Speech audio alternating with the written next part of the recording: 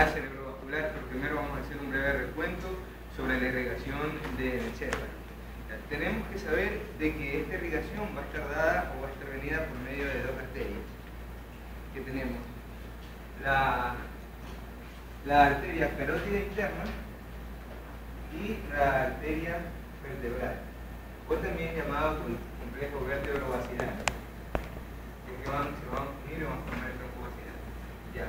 Estas dos, de acá ya sabemos el nacimiento, de la derecha del tronco rectocefálico y la izquierda directamente del callado de la aorta, mientras que la vertebral va a nacer de una de las primeras ramas de la subclave. Primero vamos con la carótida interna.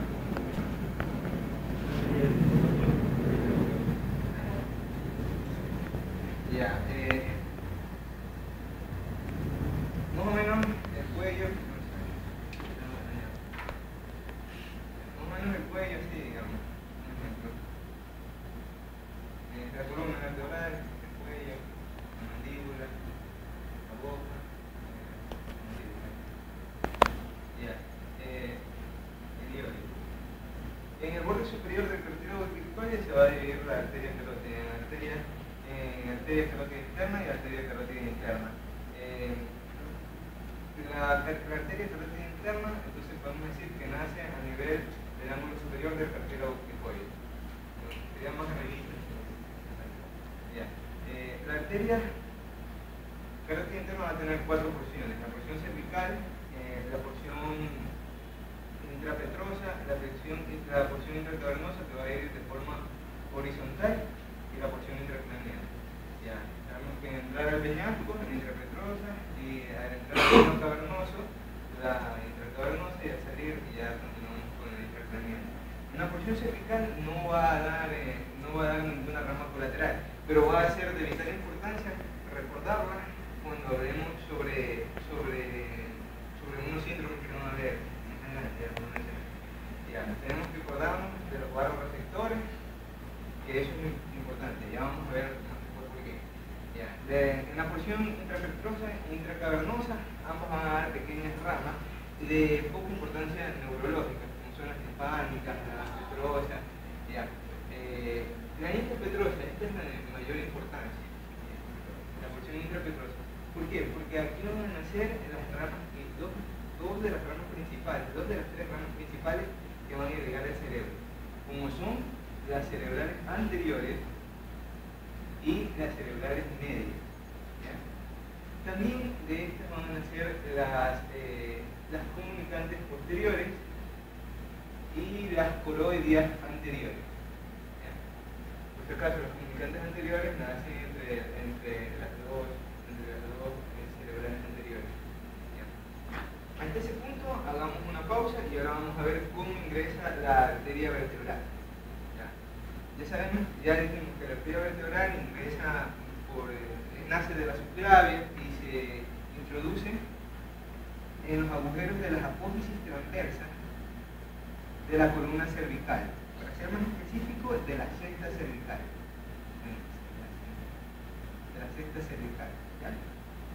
En el cual se va a ingresar y van a ascender, pero a nivel de la unión atrooccipital se va a ir para ingresar por la parte posterior del agujero occipital. Sí. Al ingresar, van a ser de cada lado, ¿sí? Van a ir parejos, van a ir por la parte anterior del bulbo raquídeo, anterolateral, de la parte anterolateral, más o menos el bulbo raquídeo, así, la protuberancia y el mesencéfalo.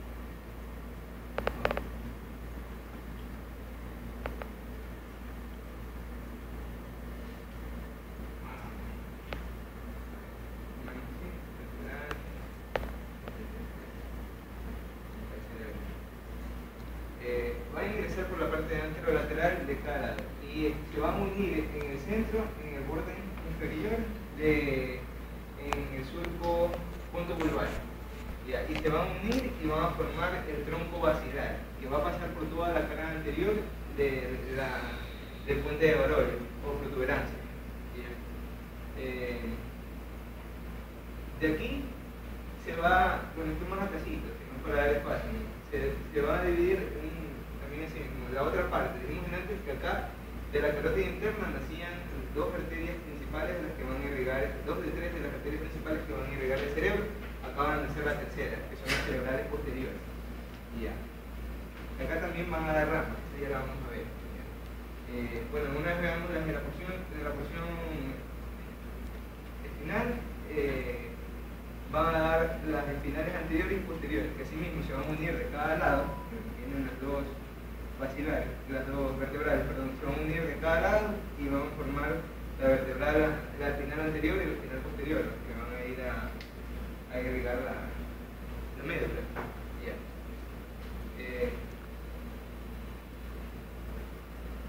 Ya, teniendo este pequeño conocimiento, vamos a poder estudiar algo muy importante, una parte muy importante de la irrigación para poder comprender los accidentes cerebrovasculares, que es el círculo cerebral de Willis o polígono de Willis, como muchos ya lo conocemos.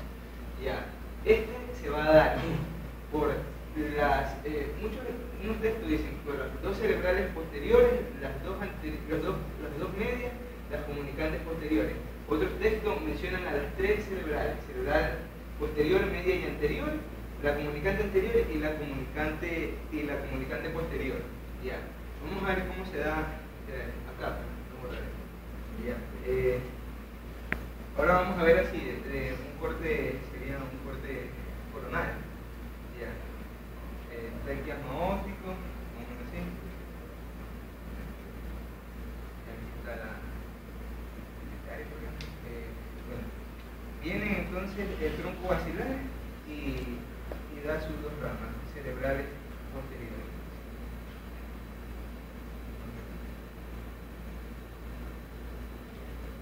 Y viene aquí la carótida interna y da su rama cerebral anterior, que siempre se va a ir a dirigir de afuera a medial y hacia la cara interna, hasta siempre va a buscar la cara interna. ¿Sí? Las cerebrales medias, esta es la rama más gruesa. Muchos dicen que es la continuidad de la carótida interna. ¿Ya? También da una pequeña rama que vamos a mencionar acá, que es la oftálmica, que va a dar una rama que es la arteria central de la retina.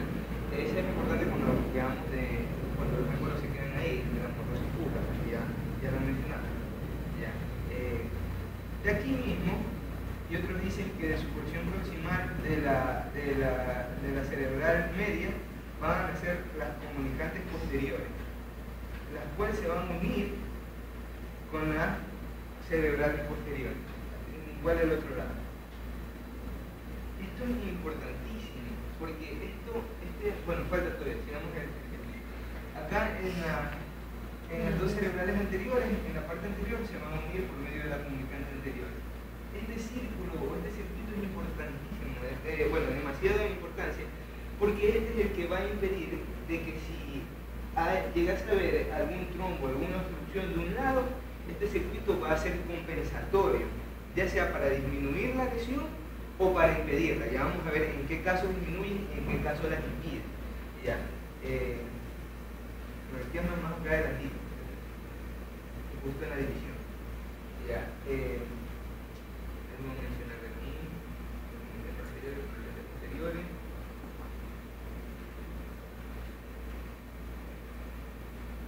Ya, y la portal. Bueno, ese es el polígono o círculo de Willis. Sí.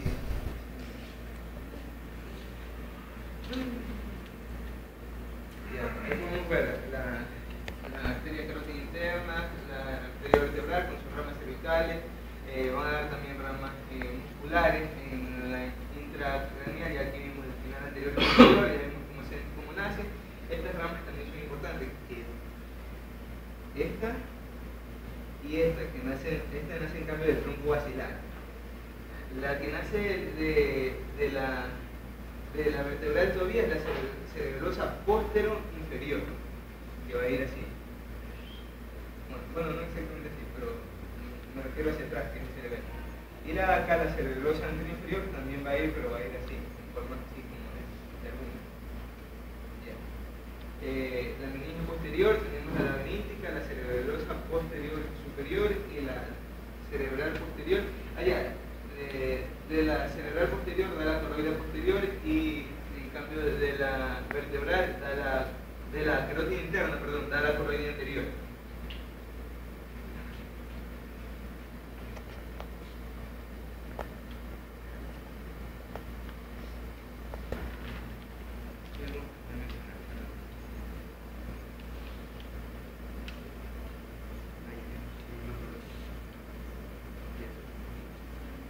Ahora vamos a ver a qué sección del cerebro va a irrigar cada una de estas arterias, o por lo menos en forma masiva. Vamos a borrar el polígono círculo de Willis. Vamos a dibujar una cara externa del cerebro, del encéfalo.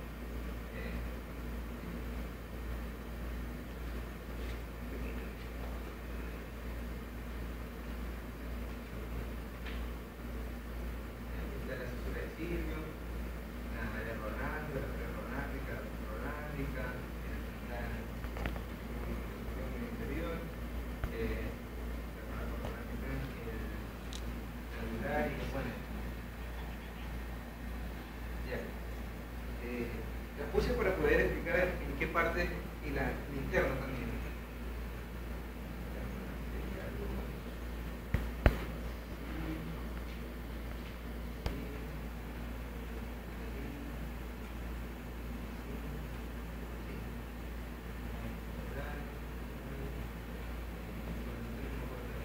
Ya. Vamos a ver que las arterias principales que van a irrigar el encéfalo, como dijimos, son las cerebrales anteriores, cerebrales medias y las cerebrales posteriores.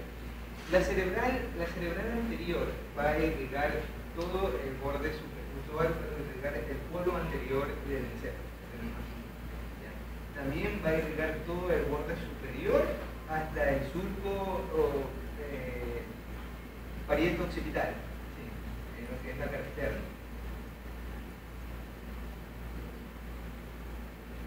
Y una pequeña parte en la cara interna. La que va a ocupar mayor parte en la cara externa va a ser la cerebral media, la cual va a ocupar prácticamente todo el lóbulo temporal sin contar el lóbulo inferior,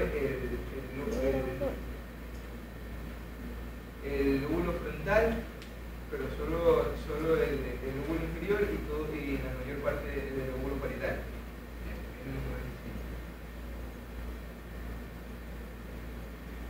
Y la parte de acá, la cerebral posterior. Así mismo acá, la anterior ocupa una mayor parte. Y la posterior ocupa, en la media solo ocuparía una pequeña parte. Entonces, superior, media y posterior. Anterior, media, una pequeña parte.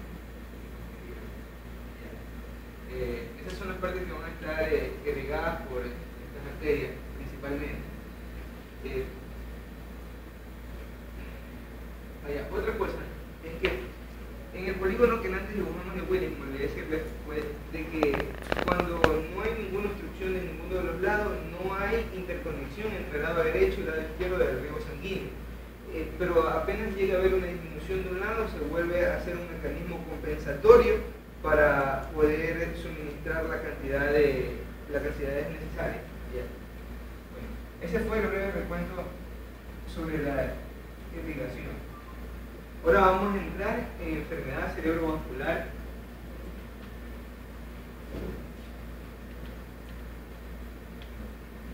Ahí podemos ver el polígono del Willis esquematizado.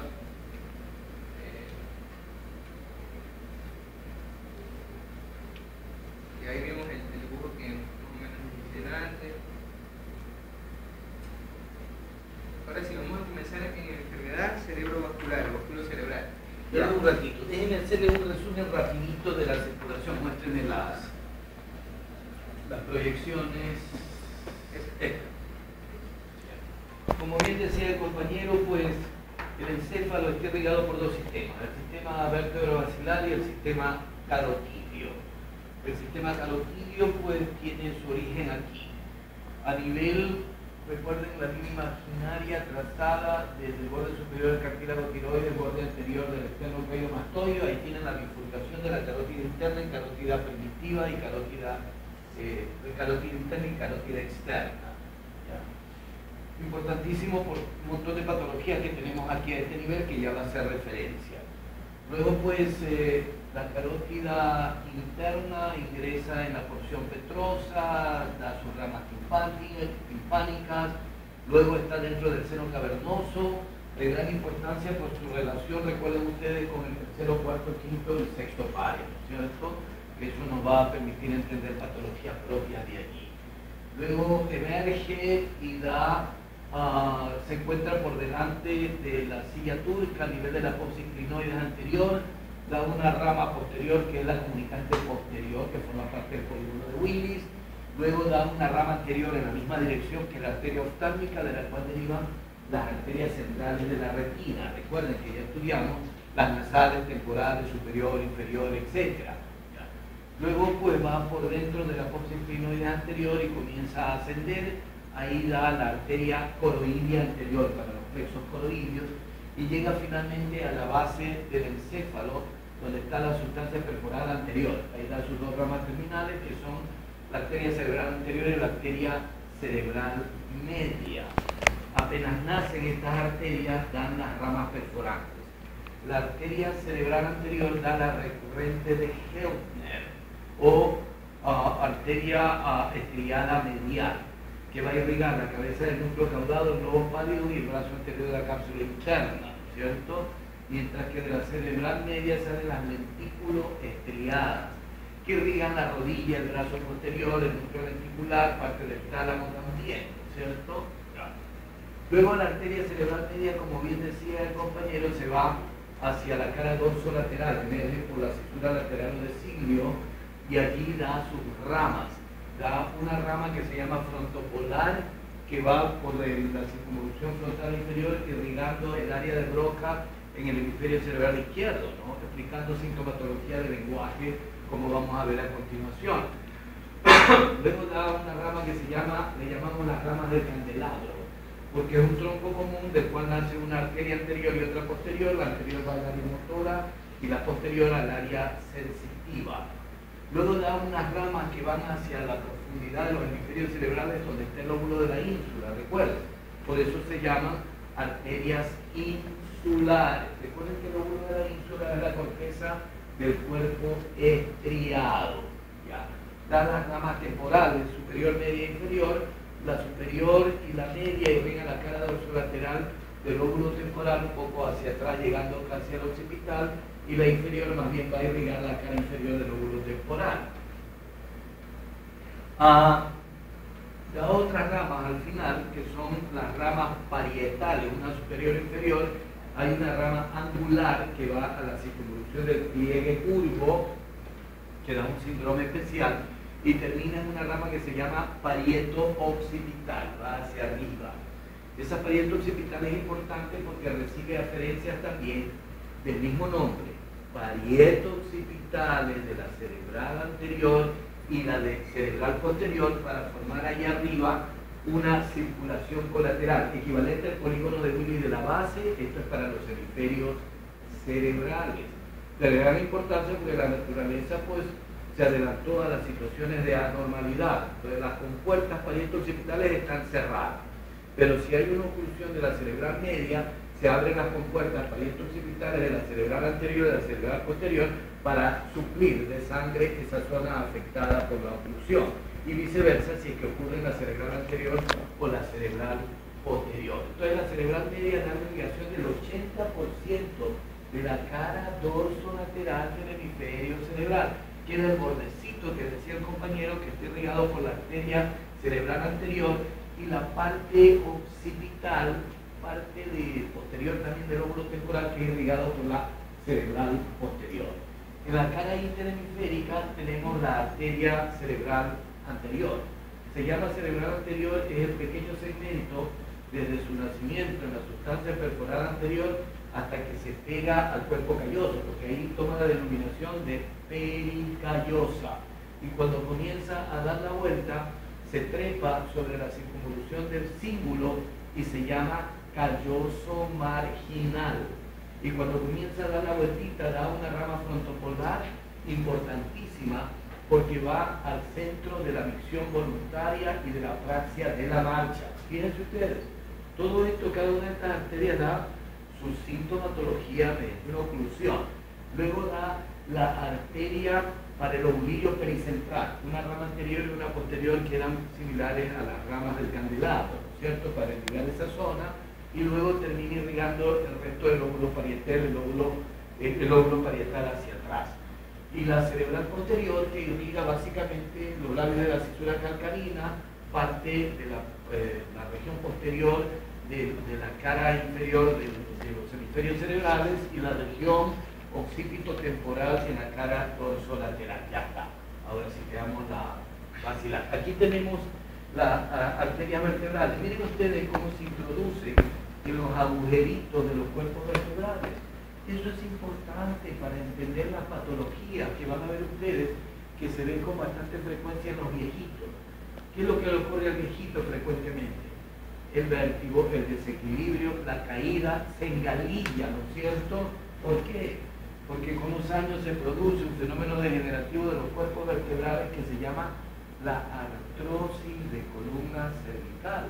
Forma unos picos óseos que se llaman los picos espondilóticos, que eso hace que los agujeritos transversarios se vayan estrechando. La arteria está metida allí. Con los años también la arteria se vuelve dura, ¿no es cierto? Y el calibre de la arteria va disminuyendo. El viejito se queda dormido, generalmente sentado. Cuando lo despierta se va al suelo al tratar de levantarse. ¿Por qué? Porque al haber, digamos, una presión sobre esta arteria vertebral está provocando una isquemia del tronco cerebral, del cerebelo.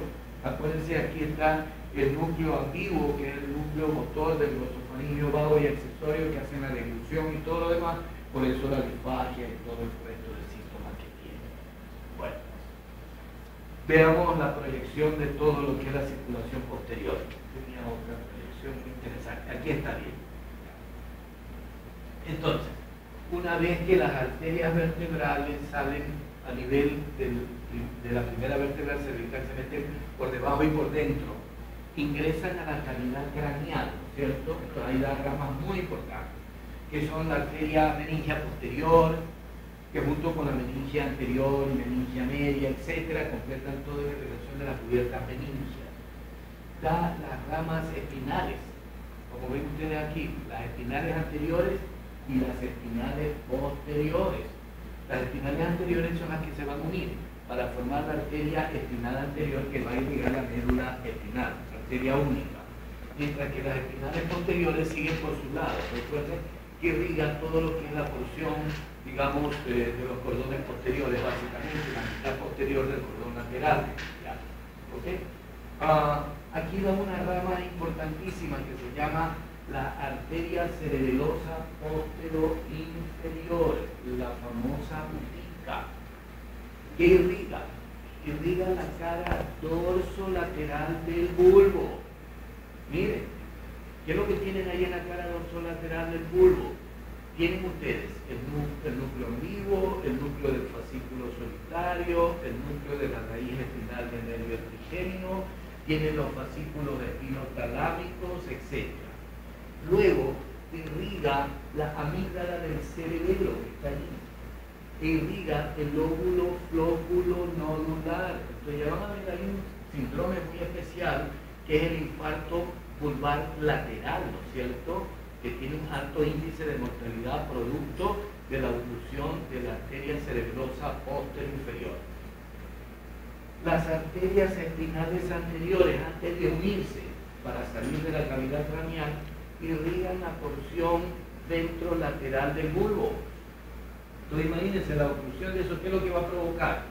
Una destrucción de la pirámide, ¿no es cierto?, hemiplegia contralateral.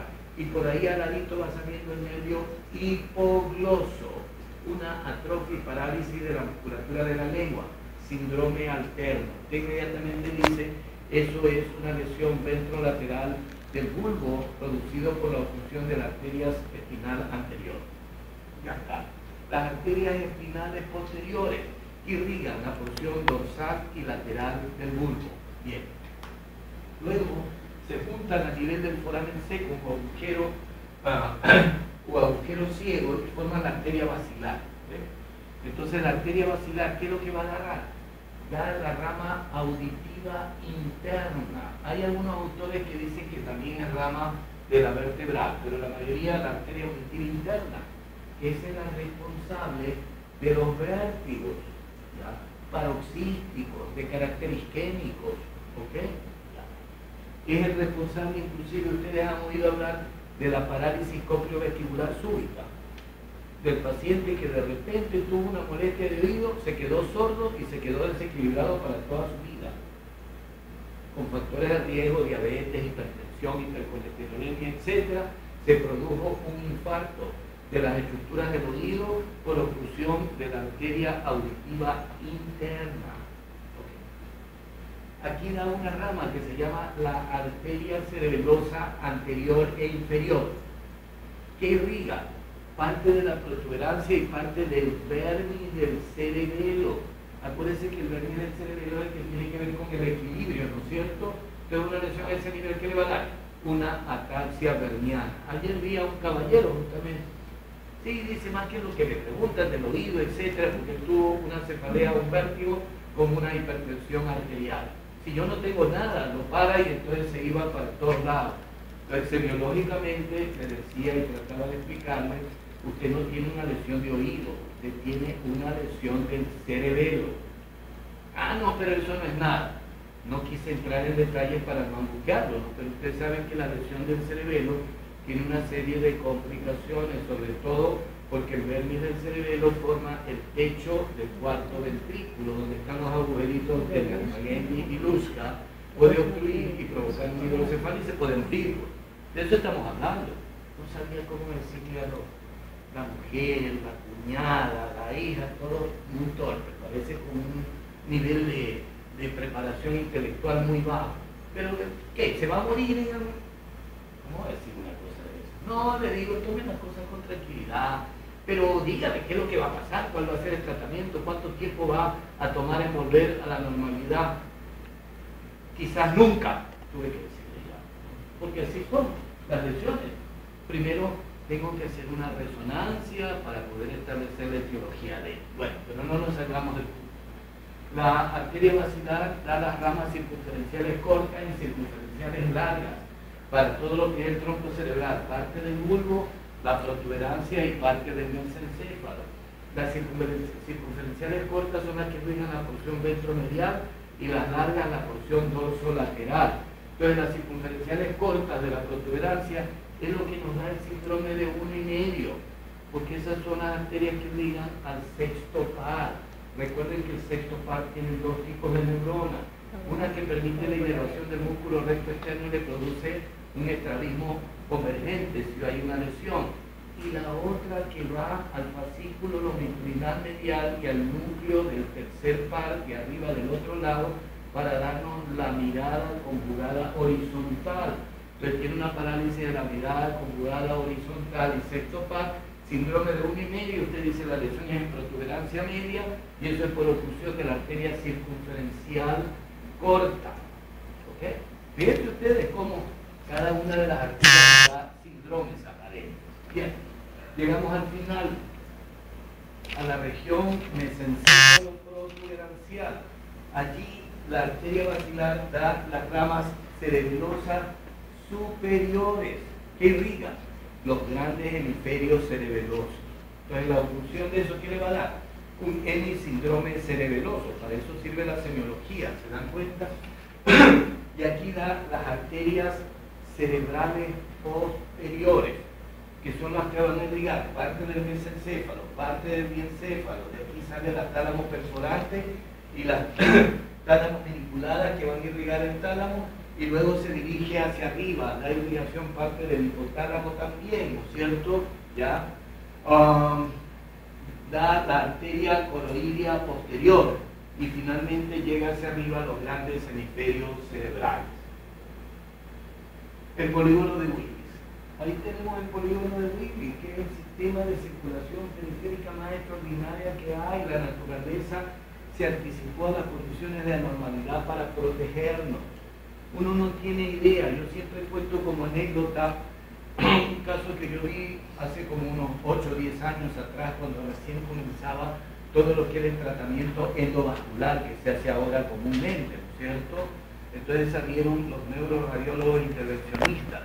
En una de las visitas que yo hice, yo tengo un íntimo amigo, compañero de esta universidad, que es un gran investigador en la Universidad de Miami, ¿no es cierto? Él trabaja para la Universidad de Miami desde hace 30 y tantos años, 35 años, y él trabaja en el Hospital Jackson, ¿ya?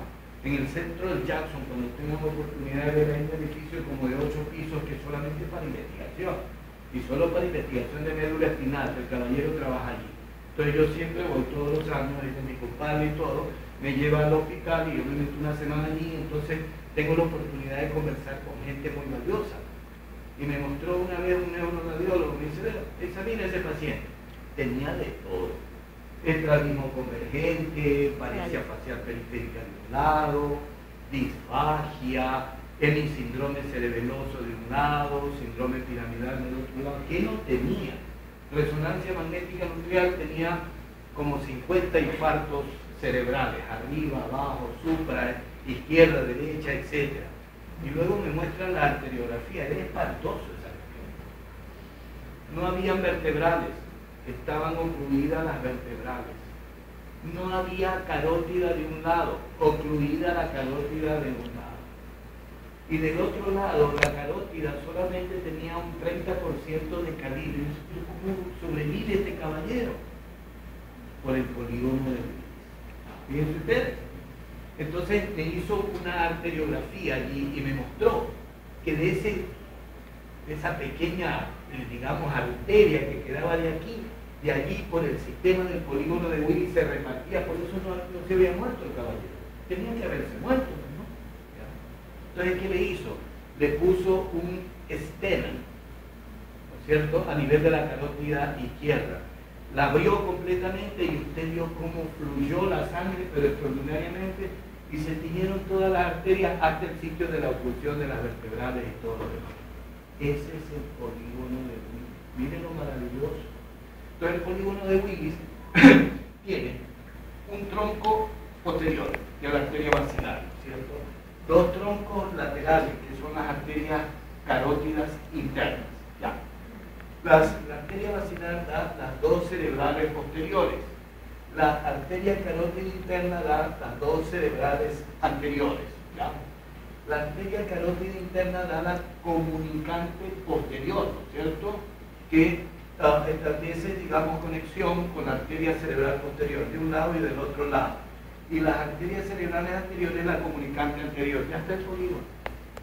Las compuertas están cerradas normalmente. Yo le llamo compuertas, pero en realidad es el flujo, ¿no? El flujo de un lado, el flujo del otro lado igualito, entonces no hay posibilidad de que pase el flujo de un lado a otro, excepto si se colapsa de un lado, ¿cierto? Se obstruye de un lado. Entonces aquí corre por la arteria comunicante anterior de la carótida de un lado, carótida del otro lado. Corre por la comunicante posterior, ¿no es cierto?, ¿ah? Si hay una oclusión ya sea de la basilar o de la cerebral o de la carótida interna hacia adelante. Ese es el polígono de Willis. Perdón, continúe, por favor.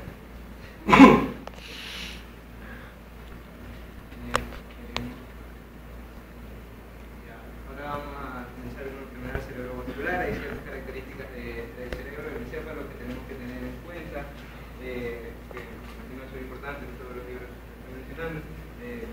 Primero que el peso del cerebro es 1.400 gramos, que ese es el 2% del peso corporal total. Partiendo de ahí, el flujo sanguíneo, el gasto cardíaco, el 17% de ese flujo está destinado para llegar al cerebro. Y sacando cuentas matemáticas son aproximadamente de 750. Ya. Pero el consumo de oxígeno en el cerebro es del 20% en relación al resto del cuerpo. Los principales componentes de los cuales consumen en el cerebro vendrían a ser el oxígeno y la glucosa. El flujo, entrada de oxígeno es el 3.3 milímetros por cada 100 gramos minuto. Y el flujo, esta es la cantidad que llega por minuto, pero el flujo es de 50 milímetros por 100 gramos también minuto. Una cantidad menor a esto puede llegar a producir un cierto grado de isquemia. Esto es más o menos una correlación en cantidad de sangre y el tiempo que le deje de circular. Como se podría decir, es una combinación en la cual pueden haber muchas variedades. Por ejemplo, un ejemplo sencillo, si llega a disminuir de 25 a 30, puede producir una pequeña lesión, pero esta lesión puede llegar a ser reversible. Ya. Pero si en cambio llega a disminuir de 10, esta lesión es en temperaturas normales, de 5 minutos, de 4 a 8 minutos, ya va a producir un infarto, el cual va a dar un núcleo necrótico, el cual ya va a ser totalmente irreversible. ¿Ya? Entonces así, es como una variedad entre tiempo y entre cantidad de riego sanguíneo que llegue al cerebro. ¿Ya? Esto es lo normal. Ahora tenemos que saber, esto como para entrar, tenemos que saber el concepto de qué es enfermedad cerebrovascular. El concepto de enfermedad cerebrovascular es este, lo tenemos aquí, es una anormalidad cerebral que resulta de un proceso patológico de los vasos sanguíneos. ¿Y cuál es ese proceso patológico de los vasos sanguíneos? Tenemos múltiples, desde macroscópicos como trombo, émbolo y hemorragia, y microscópicos que son patologías como la aterosclerosis, la hipertensión y ahí venían cardiopatías, que ya eso ya lo vamos a ver en factores de riesgo. Bueno, vamos a mencionar. Ya, esto de aquí puede variar, como antes vimos la cantidad que es como, digamos, podemos decir un juego, un balanceo, un equilibrio entre tiempo y cantidad. Y otros libros mencionan temperatura también, de que mencionan temperatura normal o temperatura aumentada. Temperatura aumentada mencionaba como que había un mejor flujo, y en temperatura disminuida había un menor flujo. Entonces todo esto va a contar. Desde silenciosas, que van a ser como una pequeña placa de ateroma, que no interrumpa, solo disminuye el flujo, y que no va a presentar ningún síntoma, ni el investigador, ni los pacientes, ni el paciente, ni los familiares van a referir molestia o síntoma alguno. Esto se ha logrado ver solo si se llega a hacer en pacientes con factores de riesgo una angiografía, ¿ya? Y se ha logrado encontrar pequeños ateromas y no ha producido ningún síntoma. Hasta otros que producen síntomas como en la parte hipertensiva y en la parte hipotensiva. ¿Ya? En la parte hipertensiva ahí tenemos hipertensión arterial, que es uno de los factores de riesgo, tenemos fibrilación auricular y que bueno, ya es como más notable por el aumento de la presión, se puede producir una ruptura de una placa de trombo, se puede producir el trombo y ya. En hipotensión, esto es novedoso e importante, en una hipotensión prolongada menciona de que no es necesario que haya ni siquiera una obstrucción, ni nada que esté comprimiendo para reducir, sino que una hipotensión prolongada puede llegar a producir una isquemia, ¿ya? Una isquemia. No sé en qué caso me refería, pero... Me cuento. Eso es lo interesante de haber vivido toda la experiencia de lo que significa la maduración de una especialidad. Para su conocimiento, yo soy uno de los neurólogos más viejos.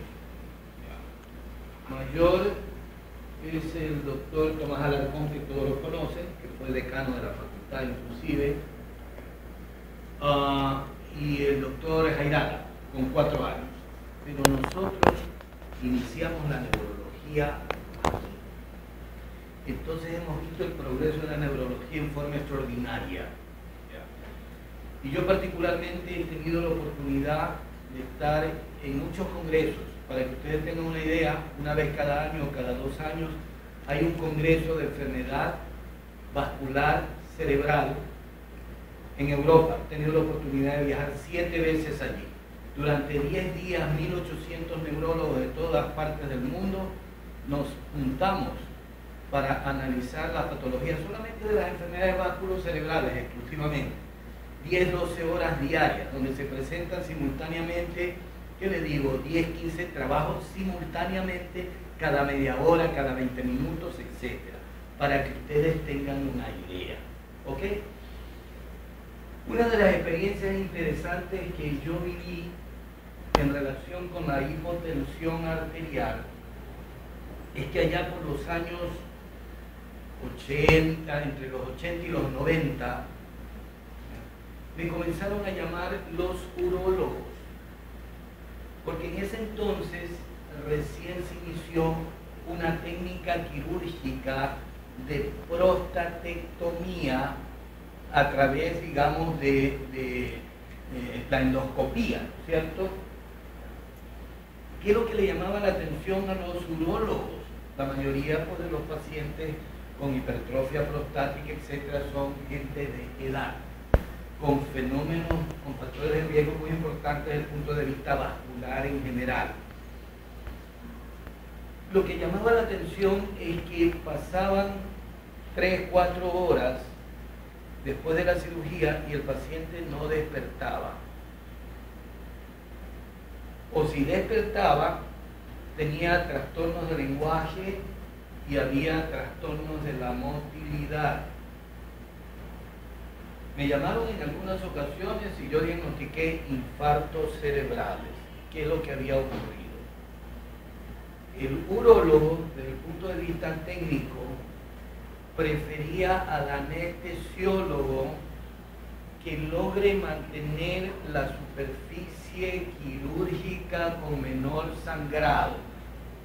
Eso es lo ideal para todo cirujano, ¿no es cierto? Pero para conseguir eso, llevaba a los pacientes a condiciones muy basales. Le bajaba mucho la presión arterial, olvidándose que el viejito ya tiene su fenómeno ateroesclerótico, ¿no es cierto? Y el fenómeno ateroesclerótico no siempre es homogéneo, lateral, difuso, homogéneo, no, sino que a veces una arteria de un lado está más estrechada que el resto de las arterias. Cuando hay una disminución de flujo, hay una hipoperfusión cerebral y eso lleva al infarto cerebral. Y eso era lo que ocurría. En el momento que se les hizo el diagnóstico y lo conversamos, lo discutimos, etc., entonces se terminó esa situación. Y esto es interesante porque justamente en esa época se hizo una publicación de un trabajo de unos investigadores americanos que mostraban. Era extraordinario porque decía el trabajo, dice, la enfermedad ateroesclerótica nace con el individuo. Pero ¿cómo es eso? ¿Cómo van a ser con el individuo? Sí, se demostró en necropsias realizados a los soldados americanos que murieron en el Vietnam, que estamos hablando de los años 60 y tantos, 70, etc. Gente jovencita, 23, 25, 22 años, etc. Le hacían los estudios de las arterias coronarias y ya tenían cierto grado de ateroesclerosis. El fenómeno ateroesclerótico progresa más o menos dependiendo de los factores de carácter genético. Y justamente este año estuve en Miami en una reunión donde se habló de lo que se llama actualmente la demencia vascular, que está compitiendo con la enfermedad de Alzheimer. La demencia vascular predomina en la gente latinoamericana, ya quedó establecido eso y lo demostraron. Porque nosotros los latinoamericanos tenemos mucha predisposición a diabetes mellitus, hipercolesterolemia, hipertrigliceridemia, hiperuricinemia, que aceleran el fenómeno ateroesclerótico. Y sobre todo los latinoamericanos de Sudamérica somos más proclives a la diabetes mellitus, está probado. Mientras que los latinoamericanos del norte, más bien a los problemas de hipercolesterolemia, hipertrigliceridemia, etc. Y actualmente se ha probado, ahora con la resonancia magnética nuclear, yo a diario diagnostico. Me llevan a unas personas que tienen su deterioro cognitivo, doctor, lo traemos porque tiene una enfermedad de Alzheimer, etcétera. Le hago la investigación, el examen neurológico, me muestra por ahí cosas pequeñitas, como un reflejo medio plantar anormal de un lado, un poquito de disartria, algo de trastornos del equilibrio, etcétera. Hacemos una resonancia y ¿sabe lo que encontramos? Imágenes hiperintensas múltiples en la región subcortical. ¿Qué es eso? Microinfartos lacunares. A veces cuando llegan por primera vez, yo contabilizo y tienen aproximadamente...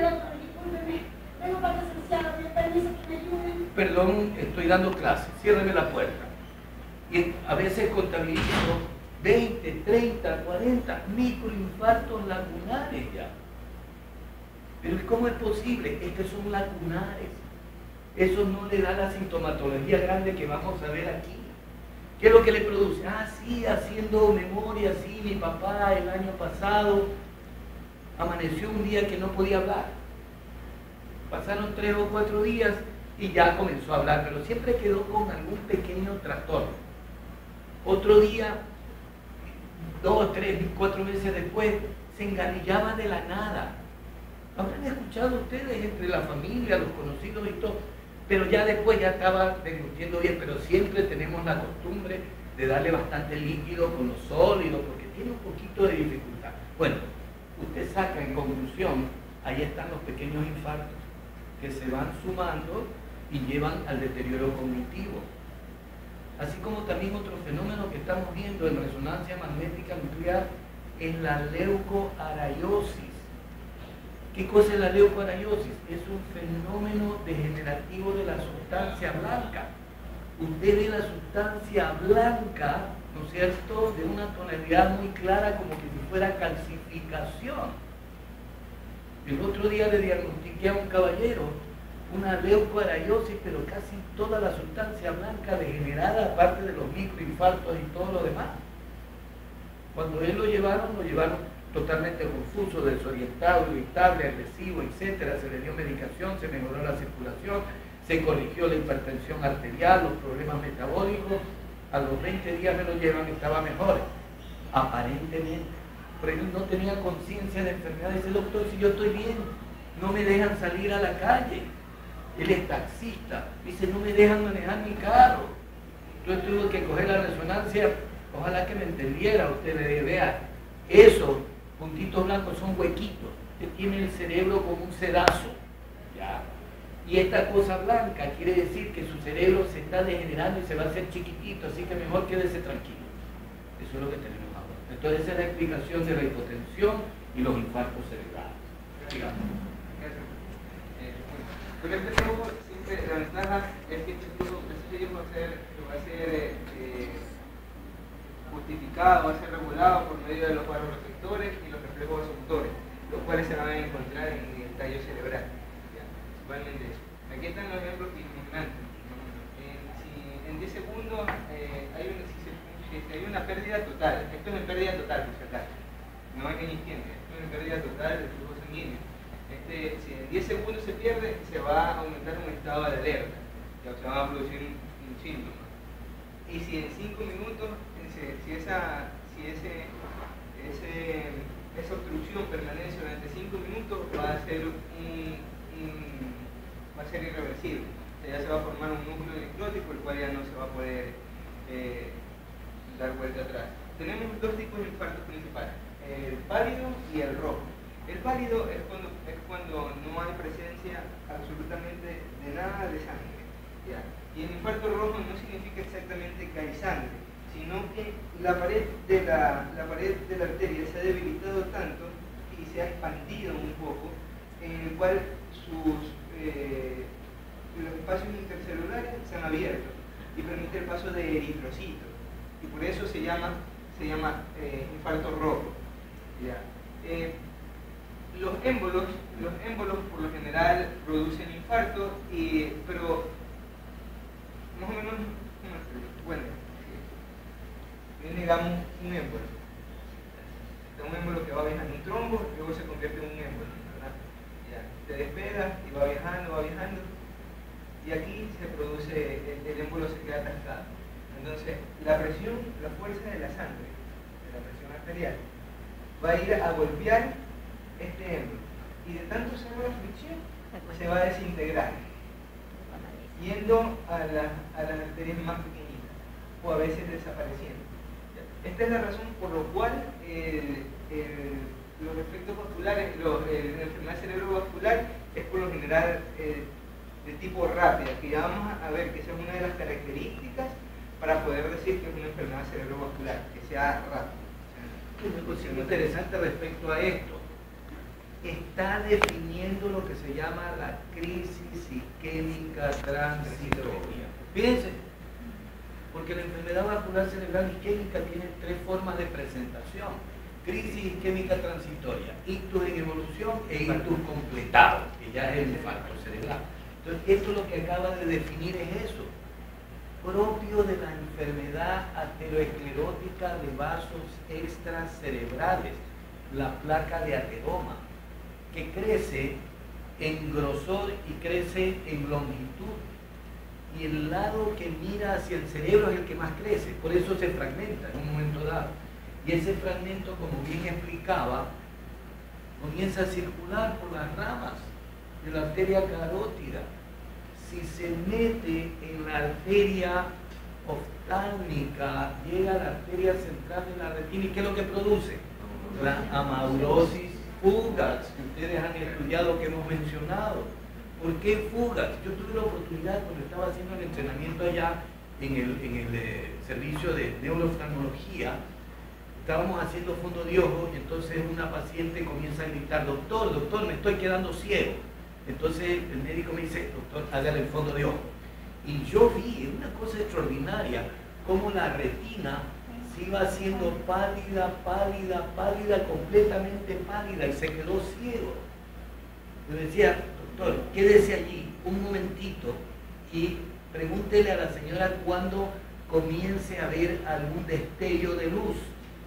Y al poco rato ya comienzo a ver un destello de luz, y yo, pegado al oftalmoscopio, veía cómo la retina iba adquiriendo nuevamente su coloración.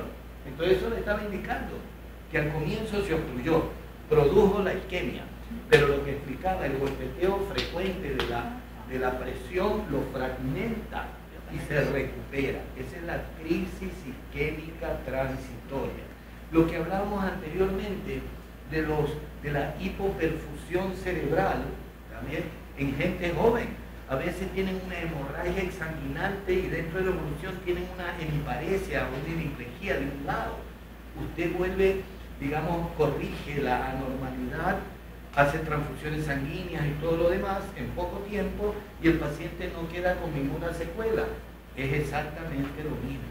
En la hipertensión arterial tiene una crisis hipertensiva severa de 24/14. Usted está pléjico, usted le controla la presión arterial y no queda ninguna secuela.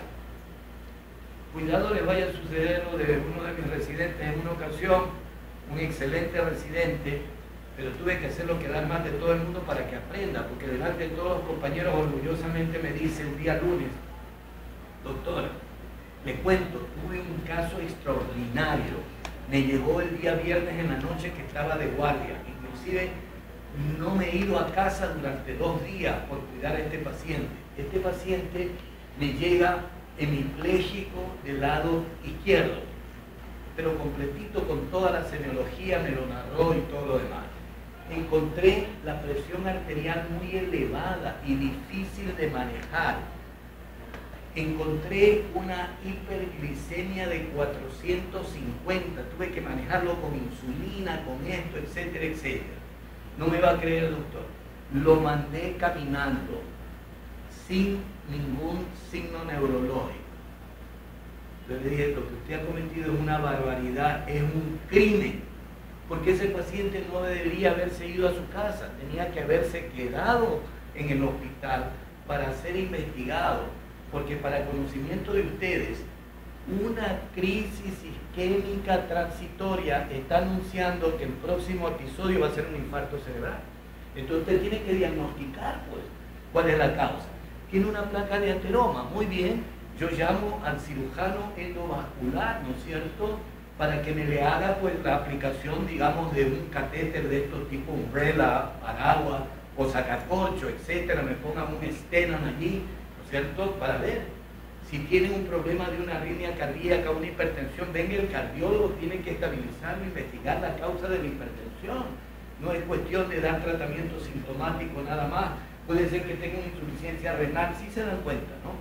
Entonces, una crisis isquémica transitoria es una suerte para el paciente, porque le está indicando, vea, oiga, cuídese, hágase la investigación para ver qué es lo que está pasando. Yo tengo muchos casos que los he diagnosticado en crisis isquémica transitoria, le he dado medicación, ellos han seguido las indicaciones, han pasado 20 años y no han vuelto a presentar nada. Pero tengo otros pacientes que la segunda crisis isquémica transitoria del sistema carotidio, igual infarto cerebral. Y del sistema vertebrovascular a veces uno tiene 10, 15, 20 crisis isquémicas transitorias hasta provocar un infarto cerebral. Entonces miren lo interesante de todo esto, sigamos. Perdone que me interrumpa, pero son cosas interesantes. Respecto a los servicios que mencionó, así, hagamos que es un año. Aquí produce la crisis isquémica transitoria por medio de un pequeño ángulo que se desprendió de la placa total lateral. Entonces, hay una probabilidad de un 20% de que suceda al mes. Hay una probabilidad de un 50%, sí, 50% de que ocurra a los 6 meses, de 50 a 60%, ya de que ocurra a los 6 meses, y hay una probabilidad de 100% de que ocurra al año. Fíjense lo que están diciendo, miren lo importantísimo es, o sea, todo paciente que ha tenido una crisis isquémica transitoria va a llegar al infarto, si usted no corrige, que puede demorarse un año, sí, pero va a ser un infarto, o puede al mes estar dentro del grupo del 20%. Entonces, la enorme responsabilidad, por eso tenía o no razón de llamarle la atención al médico residente. Usted hizo lo propio, pero tenía que hacer el resto, hacer la investigación.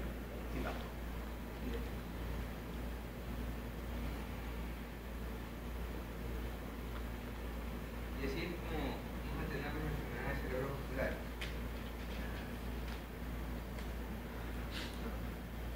Vamos a tener las enfermedades cerebrovasculares. Ya. Repitiendo otra vez el concepto, dice, es una anormalidad cerebral, que resulta del proceso patológico de los vasos sanguíneos. Entonces, hablar de enfermedad cerebrovascular, no solamente estamos hablando de isquémico, sino que, bueno, tenemos isquémico y hemorrágico, en otras palabras. Isquémico y hemorrágico. Ya. Pero que ambos se rigen a eso, porque es una enfermedad cerebral a consecuencia de un proceso vascular, un proceso patológico sanguíneo vascular, que se dice en otro. Bueno, entonces puede ser isquémico o hemorrágico. El chiste, bueno, digamos el centro es de que no le llega sangre al cerebro, digamos el dicho de palabras así vulgares. ¿Ya? Eso puede ser por una isquémica o por una hemorragia, porque se pierde sangre y así mismo no llega. En las isquémicas vamos a tener dos principales, que son la trombótica y la embólica. Esa la vamos a ver más después. Y dentro de las hemorrágicas vamos a tener en cambio la hemorragia subaracnoidea y la epidural. Pero en las hemorrágicas desde el punto de vista didáctico, y eso sirve mucho para ustedes inclusive que no van a hacer la especialidad, en clasificarlas en hemorragia cerebral primaria y secundaria. No se van a olvidar nunca, la hemorragia cerebral primaria es de carácter hipertensivo y ya van a ver que tienen características especiales de localización, tiene una fisiopatología especial, que la hipertensión arterial va dañando los vasos sanguíneos, formando los aneurismas de Bouchard, etc. Y la hemorragia cerebral secundaria es el resto, producto de la